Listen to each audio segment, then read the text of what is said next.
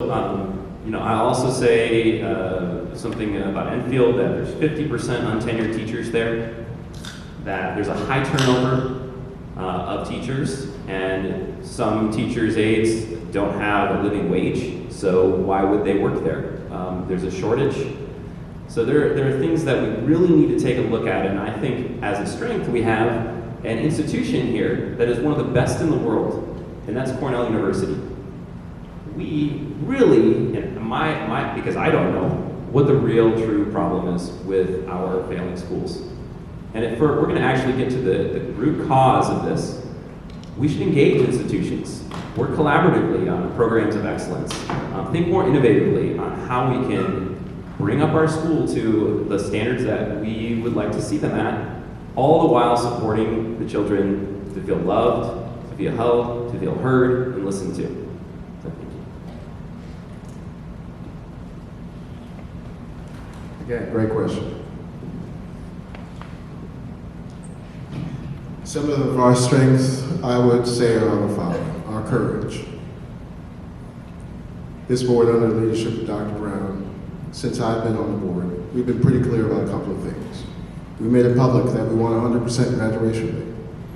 We made it public that we're tired of the legacy of racism being so profound that you can point to a child or a child's address and pretty much guarantee their outcome.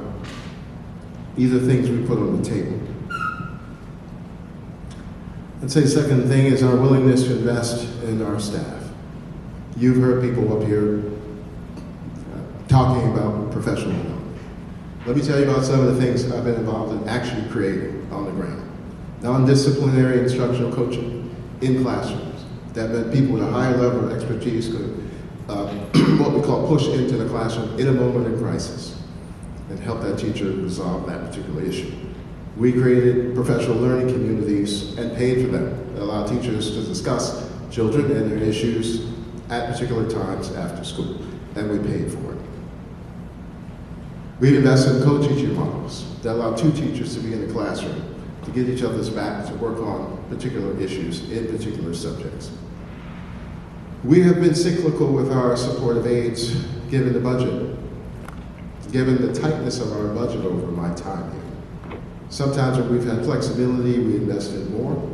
IEPs, individual education plans, which means children have been classified. Some of them demand an aid, and we've never shorted that. But in some of the classes short of an IEP, it's been cyclical. Our support has been based on how much money we have. Copious amounts of professional development. If you look at our summer schedule from last year and the last couple of years, you will be amazed at how many hours we devote to this. To Steve's point, what he was really discussing is whether or not we can mandate professional development in this community. We have 5 bargaining units, which means unions. No, we cannot mandate anything in this community. To his experience with his baby, I've said publicly, for my kid, I might have come to school and ripped the doors off. But the challenge is real with that dysregulated child and the dozens of others in this community. Typically, we would outsource that responsibility to our partners. Every single partner we have now is over capacity. There are no more spots for these children. And when we send these children away, it's never to get rid of them. It's to help them regulate and bring them back to genuine learning as soon as possible. Another challenge is the complexity of this place. 1,400 employees, 150 miles, 88 buses, elementary schools and middle schools where kids come from completely different backgrounds. We are complex.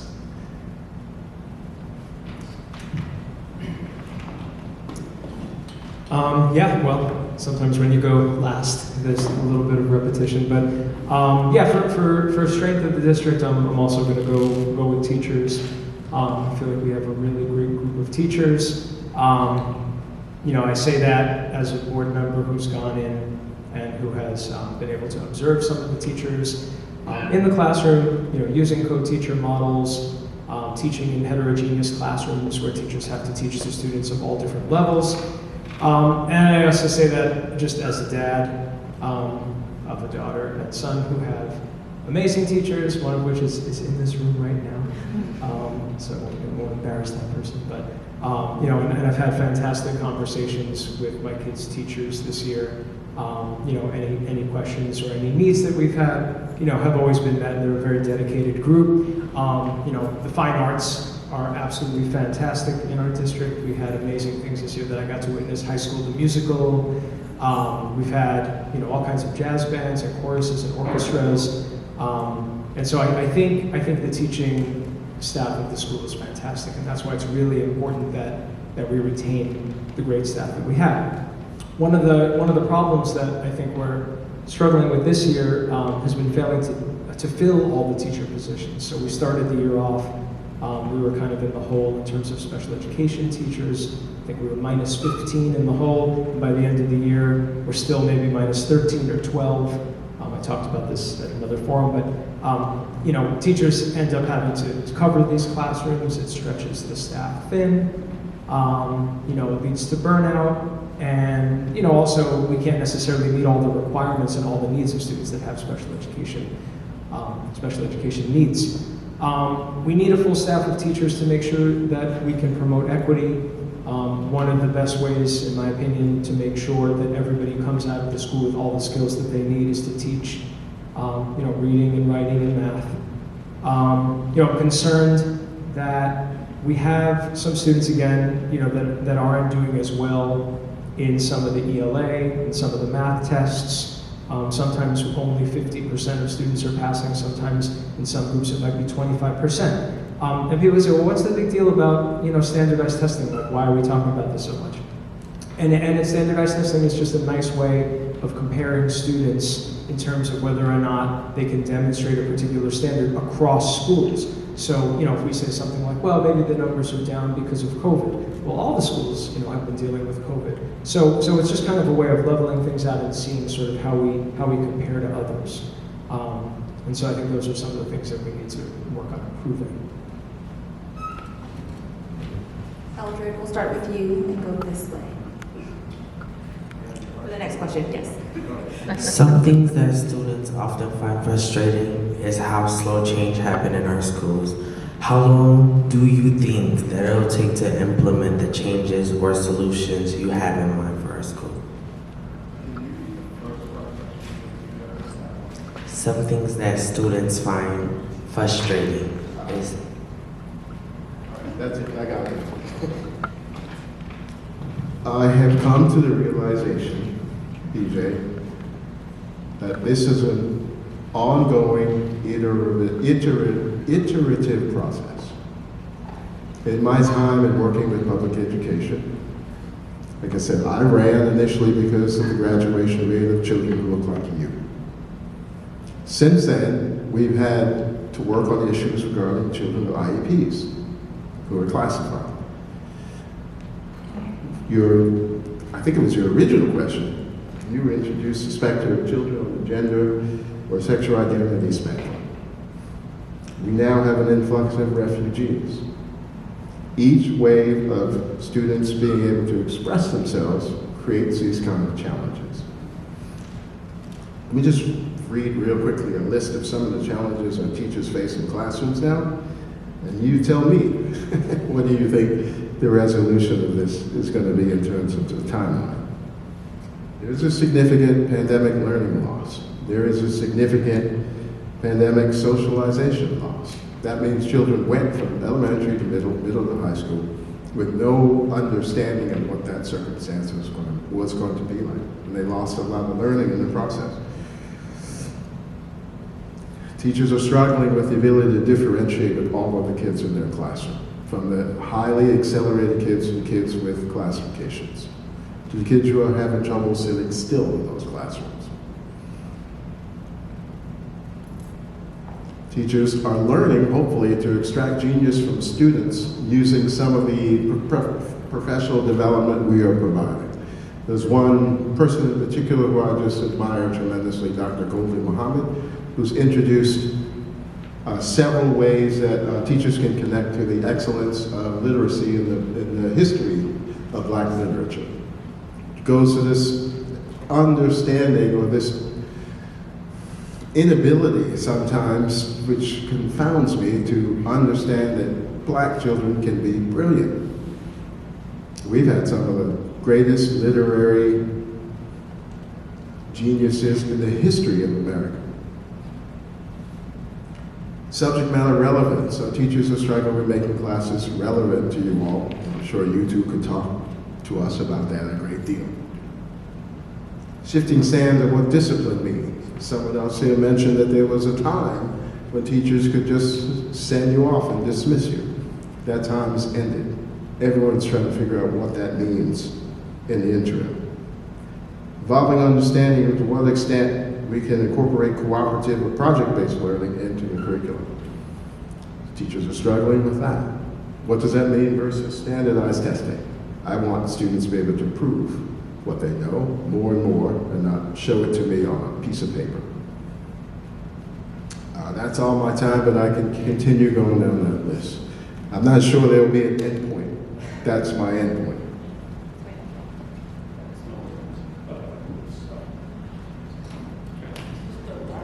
Trying to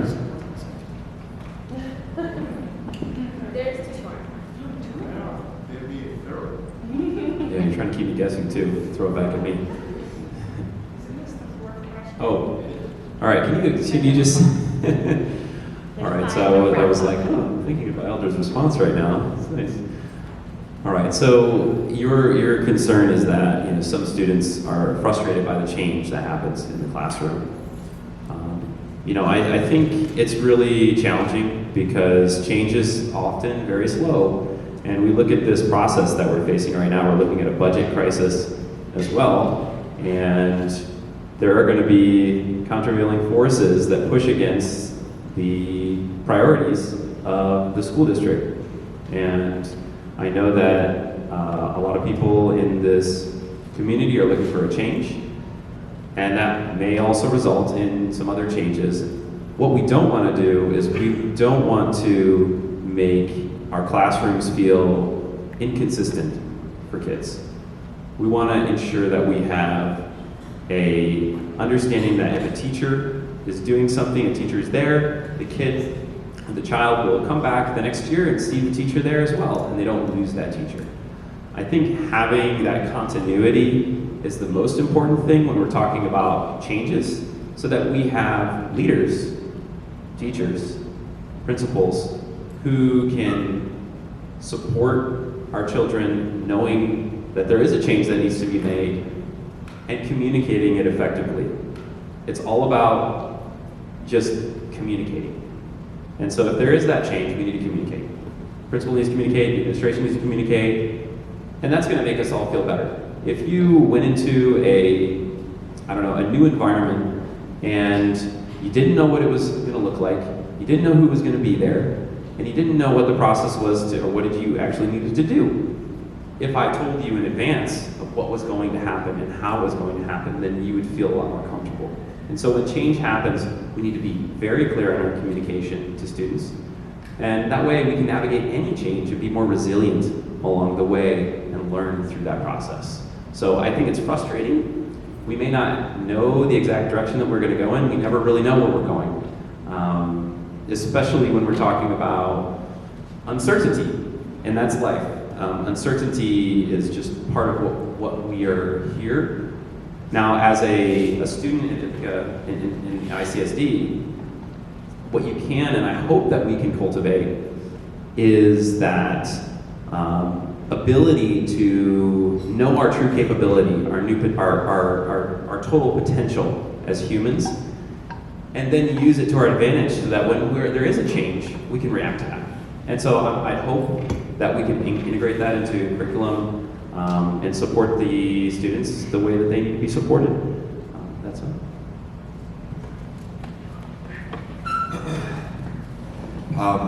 I can definitely empathize with feeling frustrated with things moving slowly, or when you can recognize how there's things that seem really obvious that can create massive change, but then nothing's really happening about it.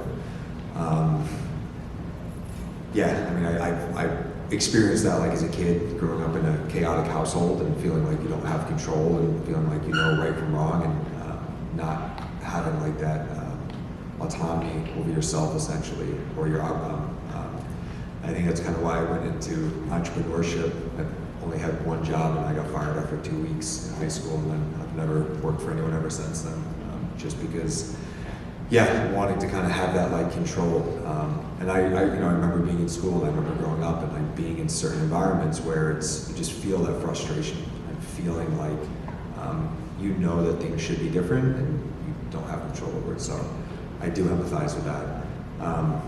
Change does happen slow. I think that's, and I can't really speak because I've never been on a school board, and I don't really fully know like the intricacies of like how this board works. You know, I have volunteered and been on, other boards for like government agencies, and God, I remember we would vote on whether we wanted to vote the next month on voting on something, and I would just be like, you guys gotta be freaking kidding me. So like coming from like owning my own company, like if we want to make a decision, we make a decision, we pivot and we move, and it's like, we execute and then we get information, and then, we adjust. And so it's definitely going to be a learning experience for me. I don't have the answers, but I can tell you, like, I know the pain of feeling like that there's change that needs to happen. I do come from, owning my own company, so like I'm used to trying to like, push things forward. So I will do everything I can to try to implement the necessary change that is needed. But other than that, I think I look forward to kind of like really understanding, and getting more intimate knowledge of like the pain points of the board, the pain points of the students, and trying to do whatever I can to try to move those things forward. So thank you.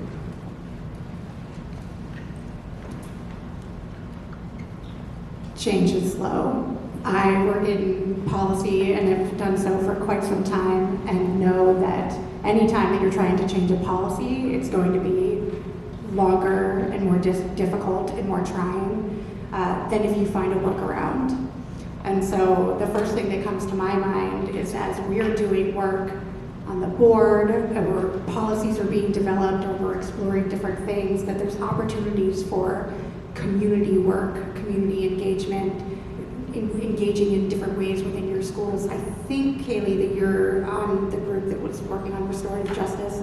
So like that's a great example of like students taking that work on themselves, doing that work in the schools long before practices are necessarily put in place, or we have set policies, and starting to do the work ahead of time. I think that the village is a great example of the way that we have a community partnership here, who, until we get to the schools, to the place where everyone feels safe and welcome and is ready to learn, and it feels truly equitable. We have community partnerships here who are at least helping with that and supporting that work. And so I hope that we lean on those things and those resources as we're waiting for these slow policies to happen.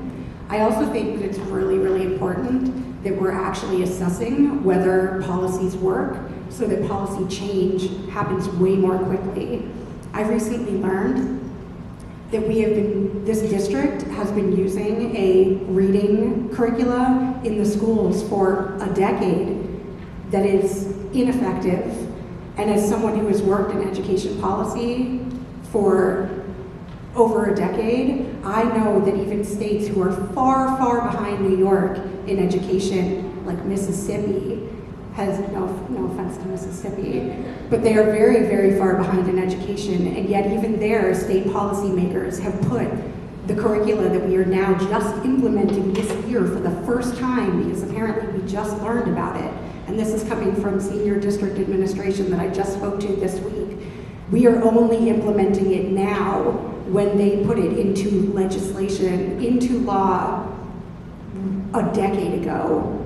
I don't know what it is that we're not doing that's making us assess more quickly whether the things that we're doing in this district are actually working, and then making change immediately when we realize that it's not. We need to be assessing the impact of our policies and our programs on student success and achievement, so that we understand when we need to pivot and we can do it more quickly. I'll end there.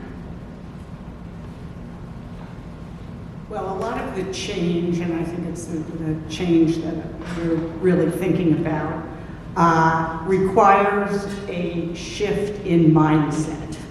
And the student group that presented to the policy committee and were so eloquent, they really stressed the fact that the changes which we're trying to implement in terms of utilizing restorative justice rather than traditional systems of punishment, which have been shown not to work, that it requires not just a shift in doing, it's a shift in the mindset.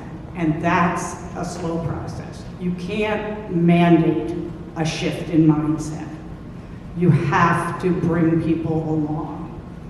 And I think that many people, maybe even at some point, all people are frightened of change. It scares them. They're resistant to it. So that's always a factor.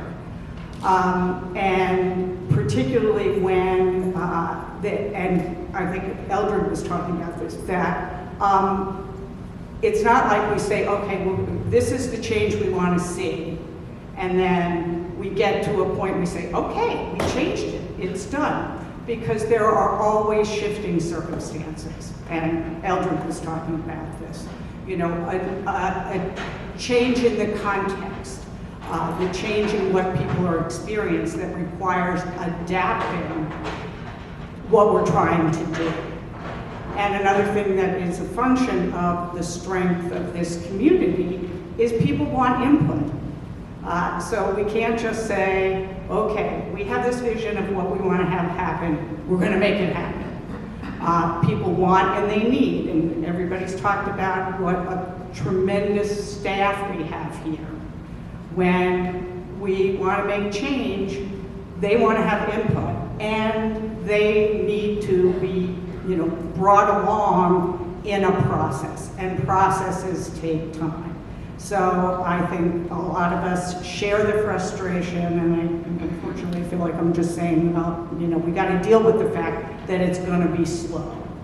But if you want the change to happen, that's part of the process, is trying to be patient, but at the same time commit your energy and your time to helping make the change happen and to bring other people along in shifting of their mindset.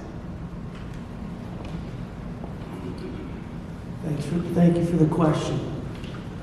The change work is urgent, and I want to be clear about what the change is. The change is ensuring that our schools are socially, emotionally, physically, and academically safe, inspiring, and sustaining for every child who's required by New York State law to go to our school. We have no time to wait, because you have to come every day. And if you don't, the law will come after you. So it's on us to change it. Now, one kind of change is going to happen super fast, and that's if we allow what's happening across the country to happen here in Ithaca. Racism, sexism, homophobia, genderism, ableism, and classism. There's a whole repressive backlash to trying to get us to go backwards and stop the work that we've been doing. So when people talk about equity or academic excellence, as if those things are somehow not the same, I want to remind people that there's an implicit bias under there. The bias is that somehow the young people who have historically been allowed the exclusive right to be in the highest level courses and the highest level programs are somehow more intelligent, more capable, more academically oriented, and come from families who value education more than those students because of racist and classist and ableist practices who have been excluded. And that somehow those young people are less intelligent, less capable, less academically oriented, and their families care less about education. So the work is urgent, and if we don't keep going on and doing what we are doing now under Dr. Brown's courageous leadership, with an executive team that's unapologetic, and with a board that up until recently was 100% behind that, we are very quickly going to go backwards. Now, The work of actually continuing to dismantle the racist, sexist, classist, homophobic system that our schools operate on is long work and it takes time. But the more information we give young people about the policies we've put in place to support that change, the more information we give their families about those policies and are transparent about it, the more they can push us to not slow down, keep going, and stop coming up with excuses. So that would be my impassioned answer.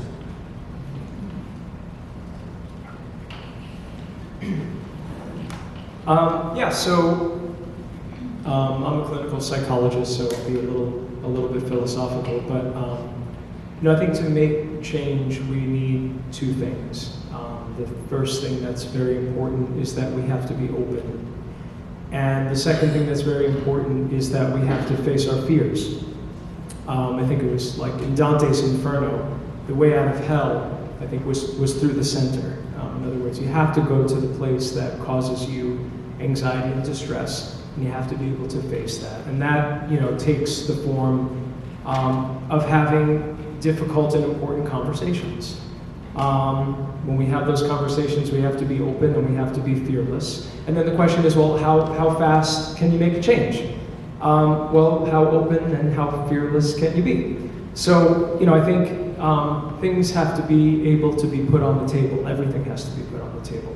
When we talk about the things that the district is doing right now, we have to be able to talk about them without feeling like talking about them is threatening. So, recently in middle school, we moved to a model of heterogeneous math, for example, instead of tracking and having people in different classes. So let's say we want to talk about heterogeneous math. We want to take a look at that. And we want to say, is it working, or is it not working?